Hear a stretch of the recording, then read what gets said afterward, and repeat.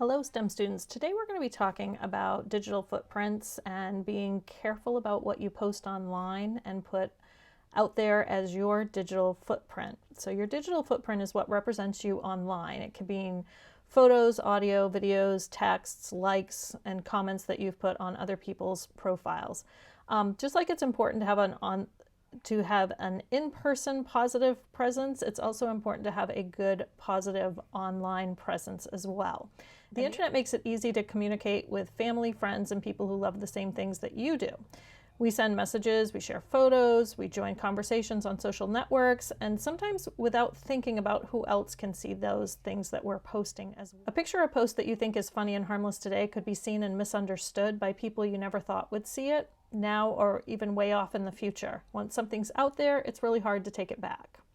Some things to remember is that, like everything else on the internet, your digital footprint can be seen by people you've never met before.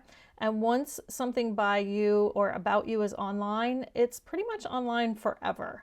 Think of this like a permanent marker that once you make a mark, it just can't be erased, even if you realize you meant to say something else. Like if I post something on my Facebook account and a friend copies it and shares it to her Facebook account by doing a screenshot, even though I change my mind later on and say, oh, I didn't want that out there, it is still out there. Somebody else may have a copy of it. So we have to be really cautious about what we put out online because it is out there forever. Now, this is why your privacy matters. You can protect your privacy by sharing only things you're sure that you want to share. In other words, by being careful about what you post and what you share online. It's also good to know when to post nothing at all, not to react to somebody's post or photo or comment or share something that isn't true. One thing I'll tell you that I do with my social media accounts is I kind of have two groups on any social media platform that I'm on. I have two YouTube channels. One is just for personal family stuff, and one is for lessons that I put out there for anyone to see, and those are set to public because I kind of want to keep my private stuff private because I might be putting up videos of my kids or videos of things that I'm interested in, and it's just more for me as a place to store files so that my family can go back and look at those cute pictures of us the first time we got chicks at our house and the kids are playing with the chickens, or videos of my son practicing the recorder that we only made to share with his music teacher. So there's that one account where I can put all of that kind of stuff in, and then there's another account that's out there for the public for everybody to see. And I know when I'm talking to those two different audiences that I'm doing it differently. Now, today we're going to do an activity in which we're going to look at three different people's social media profiles based on what they post online and what their interests are. All right, let's take a look at these three people, Christy, Jess, and Rob, and what they've posted on social media. So Christy has made a few posts. They are under the sea photos from the dance. Looking good, y'all. A link to best way to battle zits. My little brother Alex is so annoying. Maybe he's an alien. She has marked where she got a speeding ticket. On her calendar, she has the Young Designers Conference at Thompson University, and finally saw the new Spy Wars movie. OMG, obsessed. So looking at these posts, kind of form an idea in your mind. What do you think about Christy? What are her interests? How old is she? Those kind of things. Moving on to Jess. Jess's posts say, one game, one more to go before the championship. Gotta practice, more first base throws. I hate school dances. Hashtag not going. She marked herself as being at the Academy of Science in Philadelphia. She posted a link, 10 signs your parents are trying to ruin your life. Fishing this Saturday with my dad at Pennypack Park. Gonna be awesome. On her calendar is La Luna at City Center area. And let's look at Rob. Rob has marked himself as going to Barney's Burger Emporium. Missed the winning goal. Ugh, at least we tied.